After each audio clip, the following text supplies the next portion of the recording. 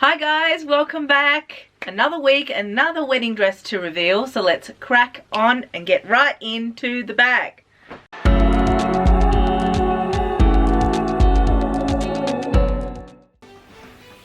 Oh, it's gorgeous. So you can sort of see it's a real sparkly, simple dress.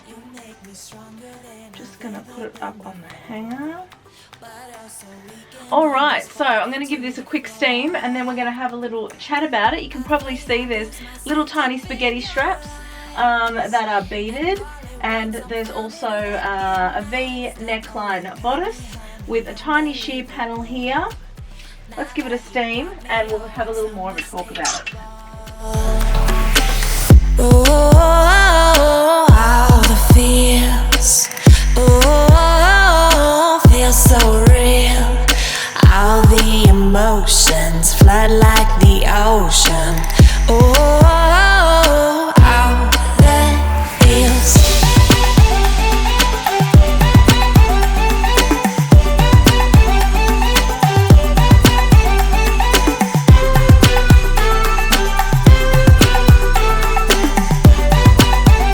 This dress is absolutely beautiful. It's got a lot of sparkle, which I'm not sure if you can actually see from there, so we'll do a bit of a close-up. The bodice has got spaghetti straps with beading. Ignore these ribbons, these are just to hold the dress up, so you won't actually see those when she wears the dress. There's a low V, but not too low, but I've also put a nude mesh panel just here, just for security, so that it doesn't gape and pop open too much. So this should be quite invisible because I colour matched her.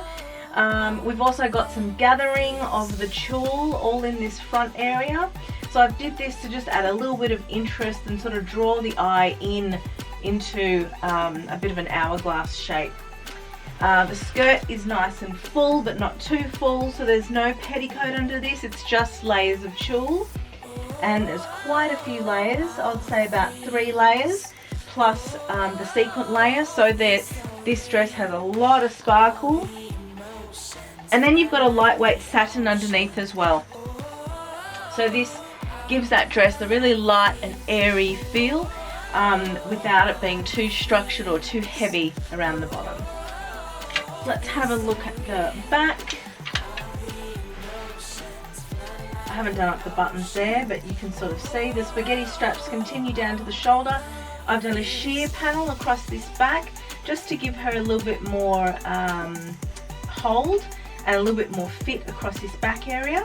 But then we've got the satin underneath as well. That comes across from the front. We've got covered buttons which are here, and they go into an invisible zipper which open up the skirt so the bride can get in. Through the whole body we've actually got a structured bodice, so we've got padding here, we've got boning all the way through, but we don't have the signature strap that we normally do, and that's purely because the back is too low. So when the back is a low design like this, we don't go for that bra strap. You do lose a little bit of fit, but most brides that want this low back, I always have to make sure that, you know, they're aware that by losing that strap they're going to lose a little bit of fit. They still get the molded cups, they still get the boning, so there's structure there. But if they're needing hold and lift and support in the bust, the low back is not going to achieve that. So just keep that in mind if you're thinking about having a low back. If you're supportive in the front and you don't actually need a lot of extra support, then a low back would be fine for you. So the invisible zipper, and you just step in to a beautiful silky lining. And I've also done these loops, elastic loops. Have a look at the bottom.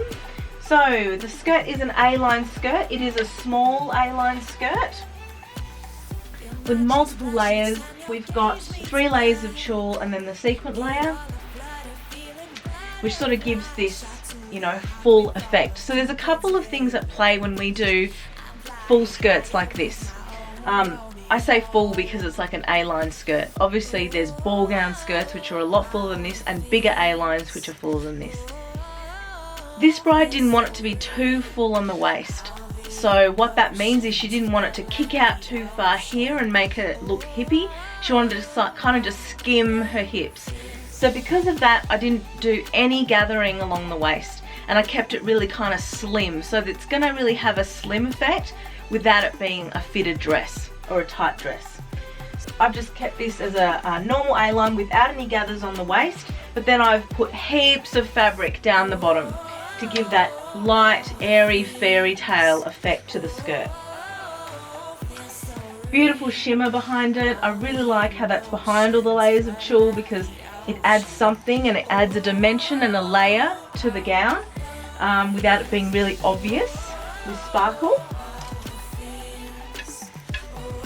And the train is on the smallish side, and it's about a 50 centimeter train, which is on the smaller side of our standard trains.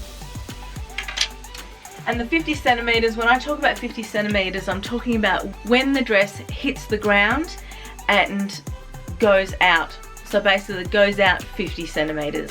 That's what we talk about when we talk about the length of the trains. I don't like to use the terminologies that everyone else uses, like cathedral and all that type of stuff, because they can vary sometimes depending on who you talk to. Whereas if you're using measurements, they're exact all the time. 50 centimeters is 50 centimeters. There's no misinterpretation. So that's why I work in measurements instead. Well guys, I hoped you liked that reveal. That dress is absolutely stunning. I cannot wait to see the bride's face when she sees that gown for the very first time. I think she will be impressed. The fit looks pretty close, but I know I'm probably going to have to tweak a little bit, because we always do. Nothing ever fits perfectly when it comes in, just because of people's posture and body types and people fluctuating in weight. There are a lot of different reasons. But it's going to be a showstopper, I think. So I hope you enjoyed this gown video.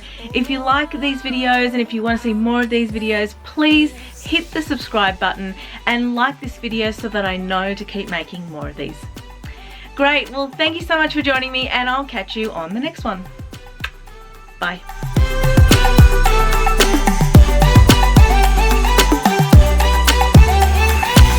Feel my cheeks blush each time your gaze meets mine.